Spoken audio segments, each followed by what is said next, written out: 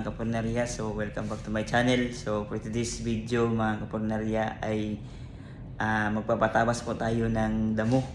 Kasi ang damo ng ating dadaanan ng sasakyan ay mataas na po yung mga damo. So kailangan po natin linisan at para maganda rin tingnan yung ating daanan mga kapornarya. So tara, let's go at samahan niyo ako sa tingnan po natin ang pagtatabas ng damo mga kapornarya. Let's go mga kapornarya.